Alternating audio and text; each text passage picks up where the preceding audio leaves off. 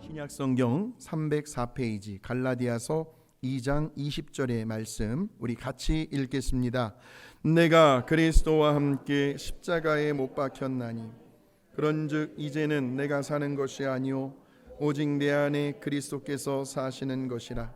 이제 내가 육체 가운데 사는 것은 나를 사랑하사 나를 위하여 자기 믿는 믿음 안에서 사는 것이라. 아멘. 아멘. 우리가 지난 주일날 하나님 말씀 기억하십니까? 내 안에 계신 예수 그리스도라는 제목으로 하나님 말씀 나누었습니다. 지난주에 이어서 오늘은 내 안에 예수님이 계시는데 우리 예수님이 살아서 역사하시려면 그렇구나, 내가 죽어야겠구나, 내가 살아있으면 예수님이 역사를 하지 못하는구나 해서 오늘 말씀의 제목이 같이 한번 해보시겠습니다. 시작. 신앙생활은 자기를 죽이는 훈련의 연속이다라는 겁니다. 그러니까 내가 죽어야 우리 예수님이 역사하십니다. 이것이 저와 여러분의 신앙생활의 모토가 되셔야 합니다. 내가 죽어야 우리 예수님이 역사하신다. 분명 지난 시간에요, 우리 예수님께서 성령님을 통해서 저와 여러분 안에 계신다는 사실을 우리가 말씀을 통해서 확인해 보았습니다. 자, 그런데 그럼에도 불구하고 왜 우리는 신앙생활을 하는 데 있어서 날마다 승리하는 삶을 살아가지 못하는 것일까요? 분명 성령님께서 지금 이 순간에도 우리 곁에서 우리와 함께 하고 계시는데 근데 왜 우리는 자꾸 넘어질까요?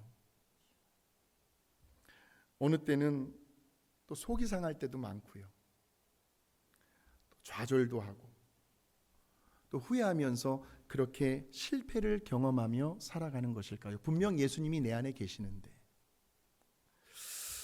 또 우리 예수님께서요, 저와 여러분 안에 함께 하신다는 것을 알면서도 왜 어느 때는 자꾸 불안해하는지, 자꾸 뭔가가 초조해하고 온갖 세상의 염려와 근심, 걱정 속에서 두려움에 사로잡힐 때가 왜 많을까요?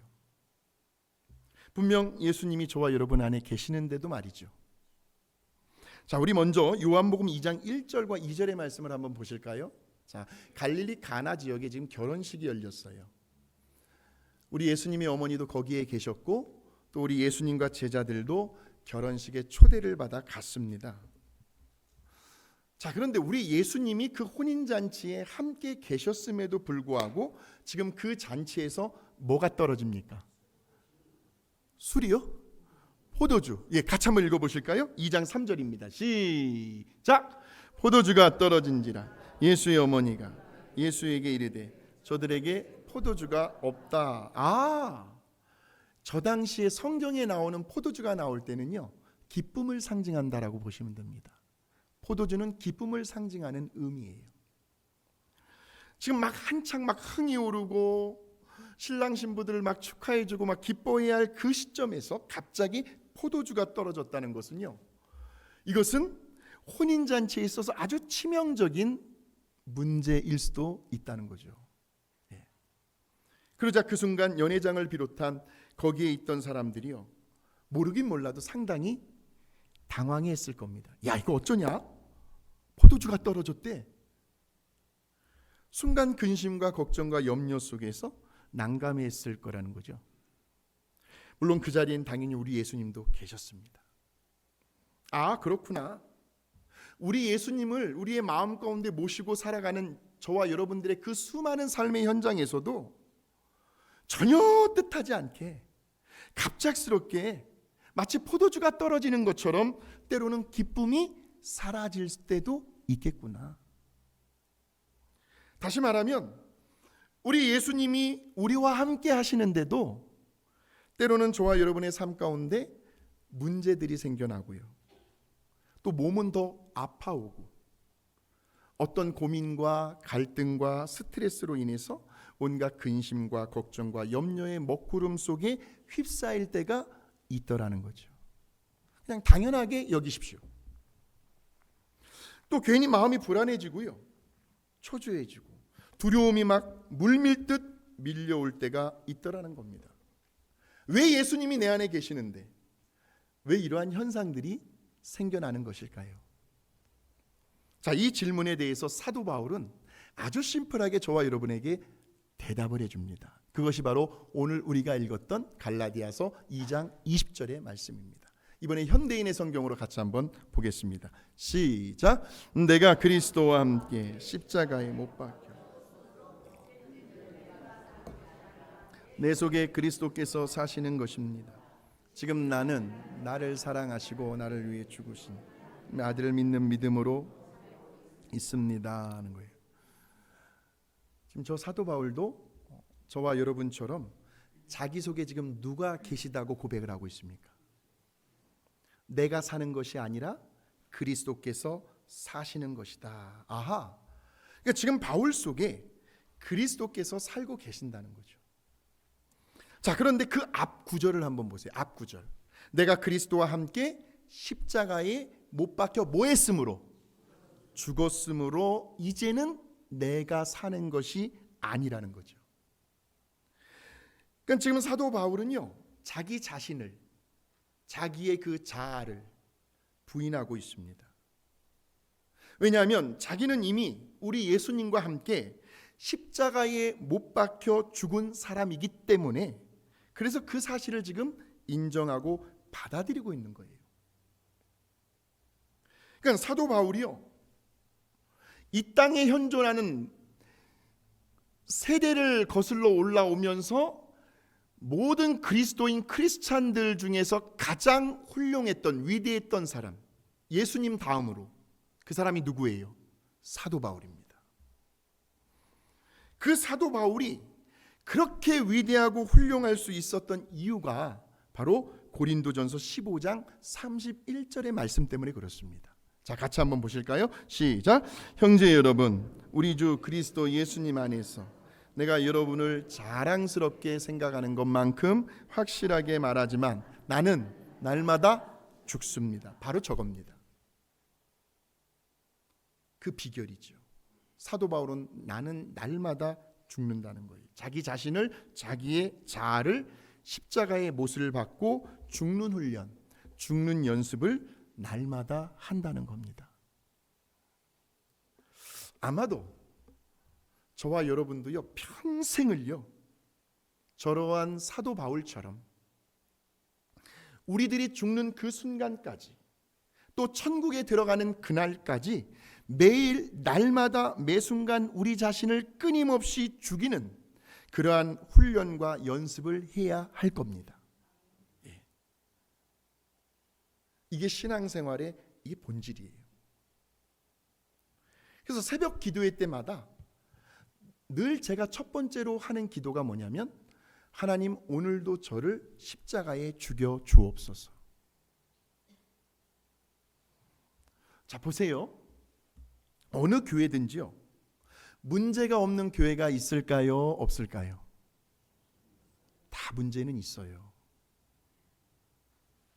자, 그런데 언제나 그 문제를 일으키고 또 이렇게 함께 신앙생활하는 사람들에게 자꾸 불편함을 주는 사람들을 보게 되면 거의가 다 예외 없이 어떤 사람일까요?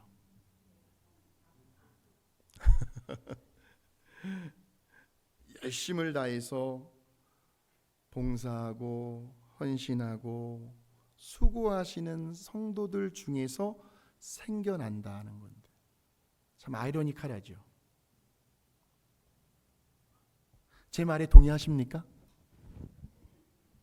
물론 다 그런 건 아니에요. 왜냐하면 언제나 예외라는 법은 있으니까요.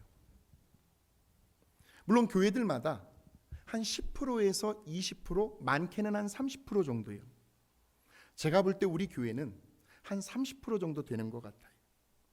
정말 그분들의 그 열정과 헌신이요, 그 봉사와 그 섬김은 타의 추종을 불허할 정도로 누가 보기에도 아름다워요. 존경을 받을 만한 일이죠.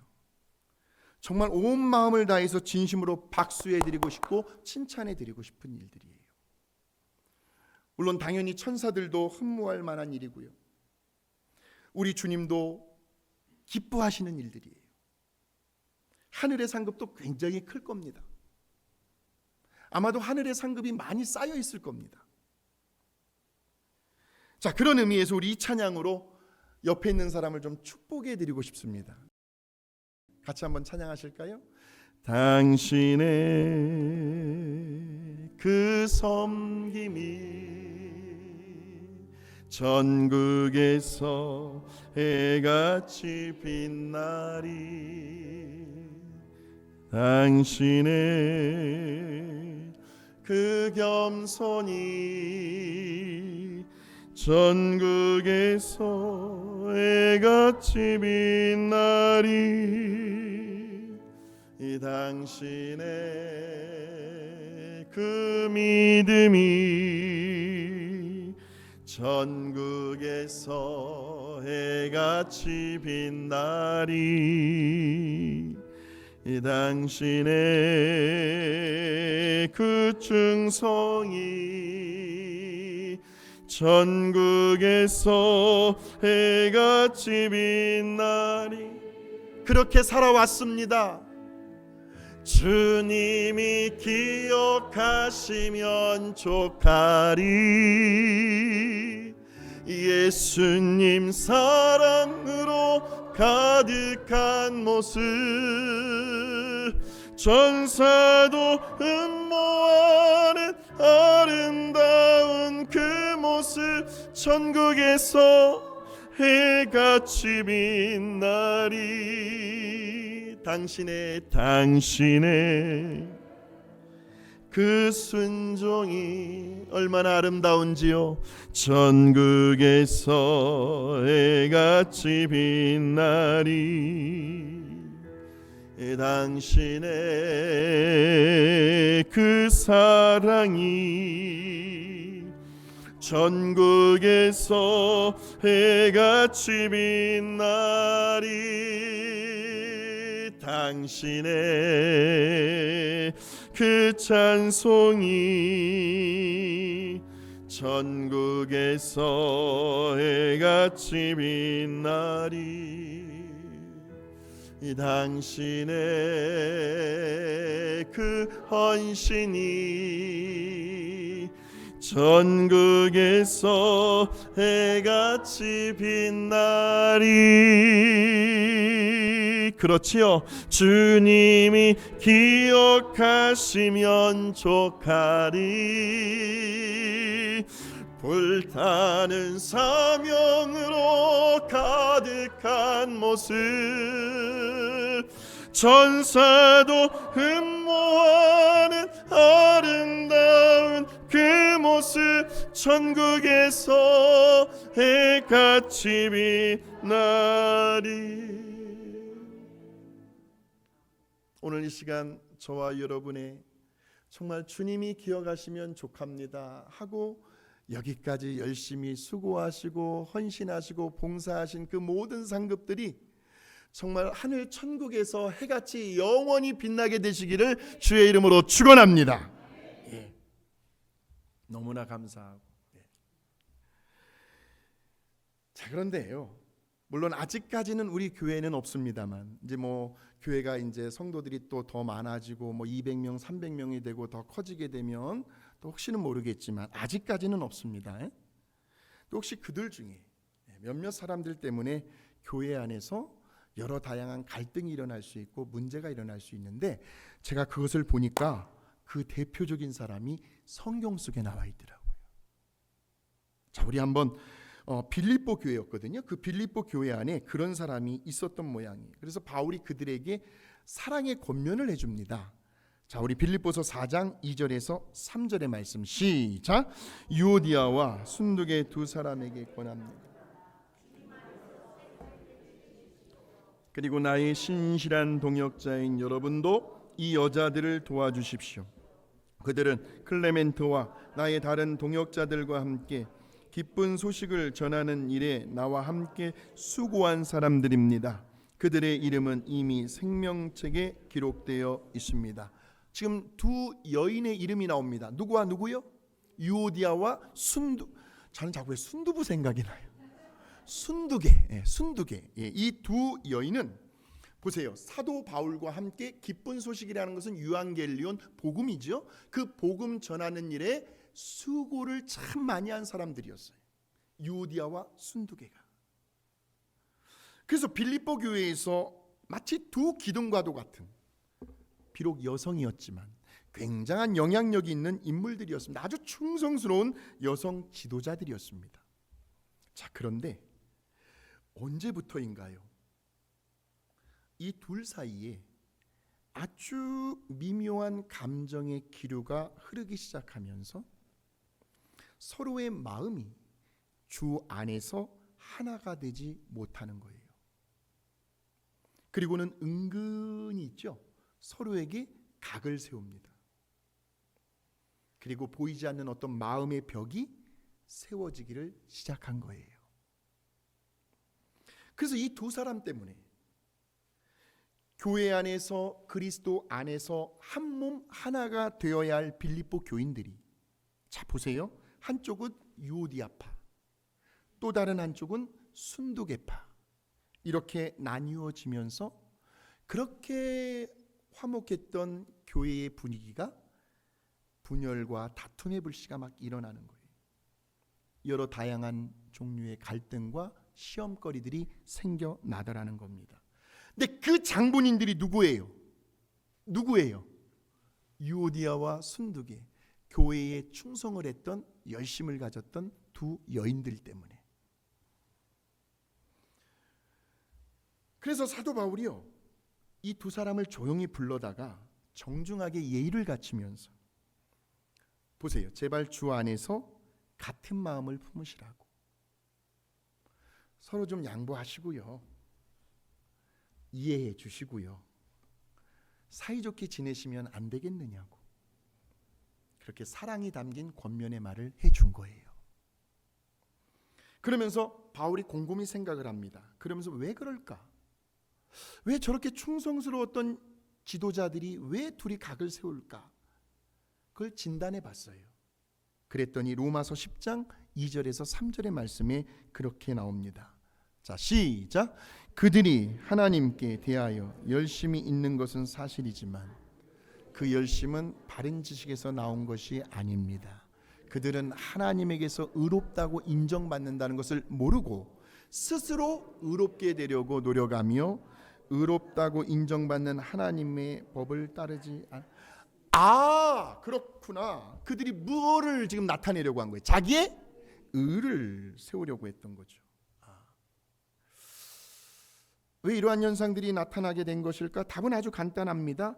자신의 의, 자아의 문제가 아직 해결되지 못했기 때문에 그렇죠. 그러니까 내 자아가 죽어야 비로소 내 안에 계신 예수님께서 이렇게 드러나시고 역사하실 수가 있는데, 그런데 안타깝게도 우리 예수님은 온데간데 없이 사라져버리고 양쪽에 있는 그 두 지도자의 자아가 너무 강하게 살아있었다는 거예요. 어느 교회에서요, 여선교회에서 어느 날 시험거리가 생겼어요. 이제 토요일 날 모였어요.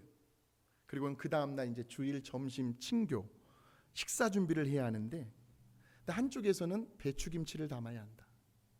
근데 또 다른 한쪽에서는 아니다, 깍두기를 담아야 한다 하고 서로의 의견이 나눠진 거예요. 서로 옥신각신을 합니다. 한참 동안 실갱이를 벌이다가 결국은 어떻게 되었을까요? 아무것도 담지 못하고 서로가 감정만 상해가지고 그냥 집으로 돌아갔어요. 포인트는 이겁니다. 양쪽의 자아가 너무 강하게 살아 있었다는 거죠. 여러분, 이 세상에서요 가장 고요하고 평화를 느낄 수 있는 곳이 어딘지 아십니까? 물론 밤에 가면 좀 막 으스스하고 좀 무섭긴 합니다만 공동묘지입니다. 낮에 공동묘지 한번 가보십시오. 그렇게 평화로울 수가 없습니다. 그러니까 죽어있는 사람은요, 누가 그냥 별별 소리를 다 하고 욕을 하고 심지어는 또 꼬집고 송곳으로 찔러도요 어떠한 반응을 하지 않습니다.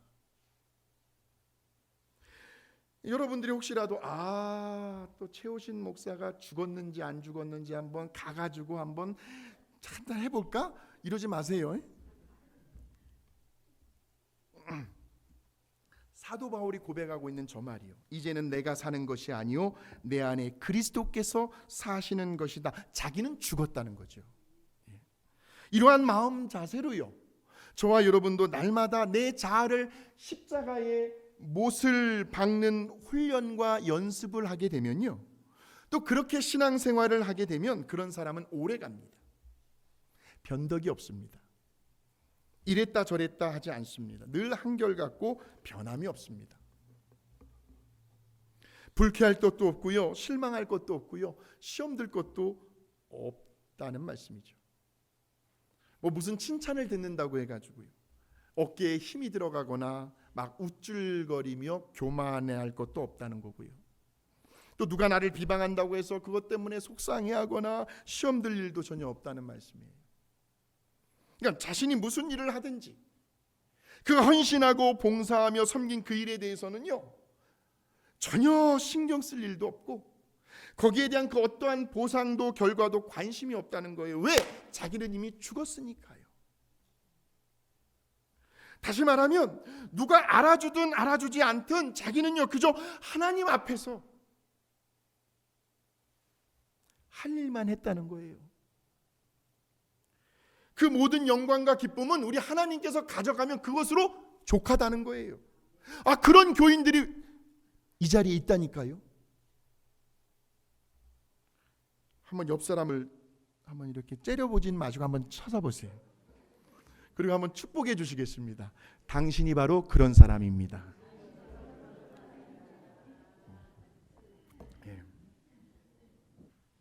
살아오신 인생의 연륜들이 많으신 분들이 이 자리에 많이 계셔요. 인간관계를 이렇게 쭉 해오셨는데 보세요. 인간관계를 잘 하시는 분들을 보게 되면 그 사람에게서 무엇을 발견할 수 있습니까?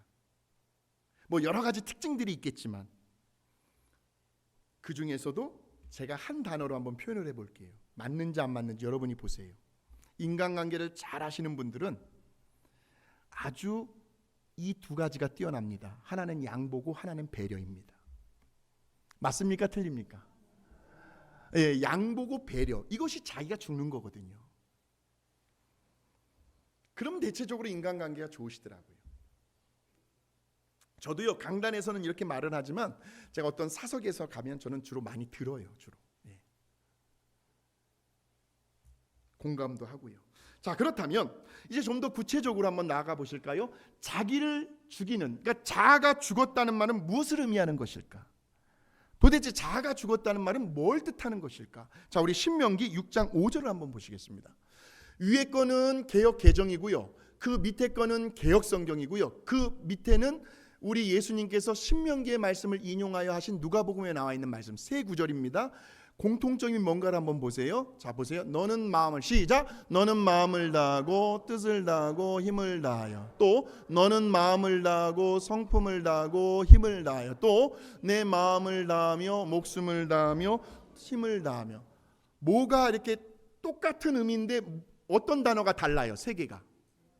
뜻과 성품과 목숨이죠.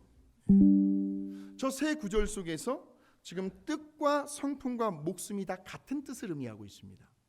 자, 뜻이라는 말은 자기의 의지를 말하는 거고요, 성품이라는 것은 누구나 가지고 있는 자기 성질을 의미하는 거예요.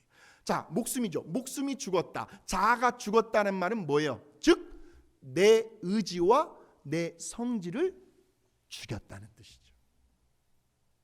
예.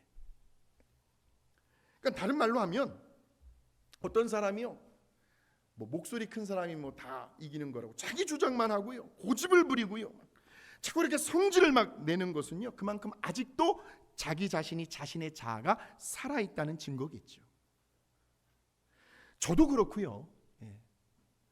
누구든지 이 부분에 있어서는 예외는 없습니다. 다 부족한 분들이 있어요. 부족한 부분들이 있습니다.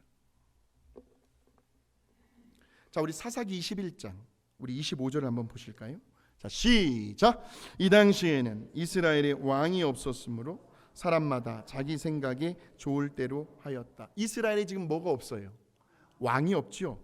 구심점, 중심이 없는 거예요. 그러다 보니까 이스라엘 백성들이 다 자기 생각에 좋을 대로 그렇게 살아갑니다. 그러다 보면 어떤 결과가 나타나요? 사회적인 기강과 질서가 무너지게 되고 백성들 사이에서 문제와 갈등이 일어나면서 사회가 혼란스러워지는 거죠. 왕이 없으니까. 그러니까 어떤 왕의 권위와 그리고 그 나라의 법과 제도 앞에서 백성들이 뭘 죽여야 돼요? 자기의 성질, 자기의 어떤 생각, 그걸 구심점에 어떤 기준점에 맞춰 들어가야죠. 그래야 그 사회가 평화롭죠. 그게 없다 보니까 적어도 사사시대 때는 너무나 많이 혼란스러웠습니다. 자, 그렇다면 저와 여러분이 어떻게 해야 그 자아를, 우리의 그 의지와 우리의 그 성질을 날마다 매일 죽여가면서 살아갈 수 있을까요? 자, 우리 로마서 6장 3절에서 7절의 말씀을 우리 같이 한번 읽어봅니다. 시작. 여러분은 그리스도 예수님과 연합하는 세례를 죽었다는 사실을 모르십니까? 우리는 그분의 죽으심과 연합하는 세례를 받음으로써 그분과 함께 묻힌 것입니다. 이것은 그리스도께서 죽은 사람 가운데서 아버지의 영광으로 살아나신 것처럼 우리도 새로운 생명 가운데서 살도록 하기 위한 것입니다. 그리스도의 죽으심으로 우리도 함께 죽었다면 그분의 부활하심과 함께 우리도 틀림없이 부활하게 될 것입니다. 우리의 옛 자아가 그리스도와 함께 십자가에 못 박힌 것은 죄의 매인 육체를 죽여서 다시는 죄의 종이 되지 않게 하려는 것인 줄 압니다. 죄에 대해 이미 죽은 사람은 죄에서 해방. 저 말씀의 포인트는 뭐냐면 이미 저와 여러분은 우리 예수님께서 2000년 전에 골고다 언덕 십자가에서 피 흘려 돌아가실 때 이미 그때 우리는 죽었다는 거죠. 죽은 몸이라는 거죠.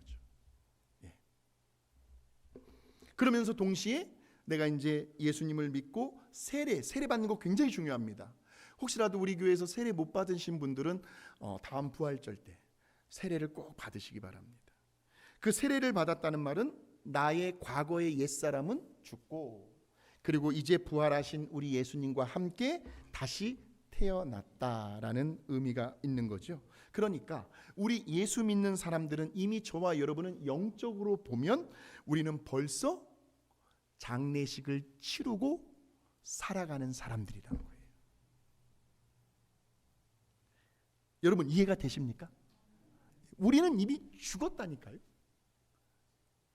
그래서 사도 바울이 그렇게 고백을 하는 거예요. 우리 갈라디아서 2장 20절 다시 한번 우리 아주 저 말씀 중요합니다. 우리 신앙생활의 모토예요. 시작. 내가 그리스도와 함께 십자가에 못 박혀 죽었으므로 그렇죠. 이제는 내가 사는 것이 아니라 내 속에 그리스도께서 사시는 것입니다.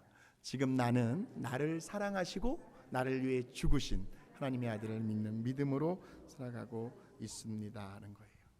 어떻게 우리의 자아를 죽일 수 있을까? 답은 간단합니다. 나는 이미 죽었다라고 선포하시면 끝나요. 자, 그래서 로마서 6장 11절 다시 한번 확인해 보겠습니다. 6장 11절 시작. 이와 같이 여러분도 죄에 대해서는 죽은 사람 그러나 하나님을 위해서는 그리스도 예수님 안에서 살아있다고 여기십시오. 죄에 대해서는 나는 죽었다 선포하시고요. 그리고 우리 하나님을 위해서는 나는 예수님의 그 부활하신 생명을 가지고 지금도 살아가고 있다라는 거. 그것을 인정하고 받아들이라는 겁니다. 그러니까 죽음을 나는 죽었다고 선포하시면 되거든요. 한번 제가 스크린에 한번 써봤습니다. 우리 같이 나 자신 한번 가슴에 손을 얹어 보십시오. 그리고 이렇게 한번 같이 선포하시겠습니다. 시작. 나는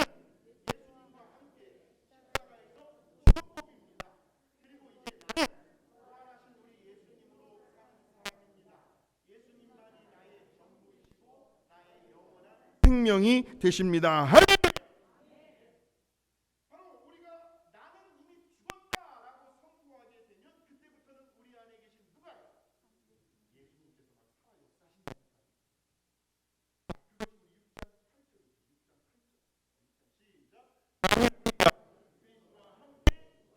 죽으면 또한 그분과 함께 살아날 것도 믿습니다라는 거예요. 자, 지금 이러한 우리들의 상태, 자아의 죽음을 선포한 이 상태를 예수님은 뭐라고 말씀하시냐면 마태복음 한번 보겠습니다. 마태복음 16장 24절에서 25절 시작. 그러고서 예수님은 제자들에게 이렇게 말씀하셨다. 누구든지 나를 따라오려거든 자기를 버리고 제 십자가를 지고 나를 따르라. 자기 생명을 구하고자 하는 사람은 잃을 것이며 나를 위해 자기 생명을 버리는 사람은 얻을 것이다. 자, 저기에 보시면 예수님께서 제자들뿐만 아니라 오늘 저와 여러분에게 누구든지 나를 따라오려거든 뭘 버리래요? 자기를 버리래요. 나의 감정과 나의 기분을 만족시키려고 하는 나의 열심인지 아니면 우리 예수님께 대한 나의 순종인지를 잘 구별해야 합니다. 앞으로 우리 교회는 이런 교회로, 이런 문화로, 이런 분위기로 만들어가게 될 줄로 믿습니다. 그러면 교회가 평안해요. 그러니까 모든 문제와 갈등의 그 원인은요, 교회가 분란이 되고 교회가 시끄러운 가장 첫 번째 원인이 되는 것은 목회자가 살아있기 때문에 그래요. 내 자아가 아직도 너무 강하게 살아있다는 거예요. 그렇게 진단하시고 판단하시면 정확합니다. 저도 그렇고 여기에서 제외되는 사람은 아무도 없을 겁니다. 자, 우리 다시 한번 사도 바울의 고백을 우리 같이 한번 아주 가슴에 그냥 새겨버리자고요. 자, 시작. 내가 그리스도와 함께 십자가에 못 박혀 죽었으므로 이제는 내가 사는 것이 아니라 내 속에 그리스도께서 사시는 것입니다. 지금 나는 나를 사랑하시고 나를 위해 죽으신 하나님의 아들을 믿는 믿음으로 살고 있습니다. 우리 옆 사람 한번 인사하시겠습니다. 사도 바울의 고백이 당신의 고백입니다. 우리요, 날마다 우리 십자가에 죽는 훈련과 연습을 하셨으면 좋겠습니다. 그렇게 되면 모든 문제로부터 자유해질 수 있습니다. 그리고 사람과의 관계도 더 화목해질 수 있고요. 가정에서 남편이 죽어보세요. 아내가 행복해요. 아내가 죽어보세요. 남편이 행복합니다. 교회에서 목회자가 죽어보세요. 성도들이 행복해요. 어디에나 마찬가지입니다. 또 교회에서 섬기는 그 모든 일들이요, 날이 갈수록 점점 더 막 살맛이 나고 행복해지는 그 원인, 그 이유가 뭐예요? 그 비결이 뭐예요? 내가 죽을 때, 날마다 내 자아를 예수 그리스도의 그 부활의 생명 안에서 죽여가는 그러한 훈련과 연습을 하게 되는 저와 여러분이 되시기를 주의 이름으로 축원합니다.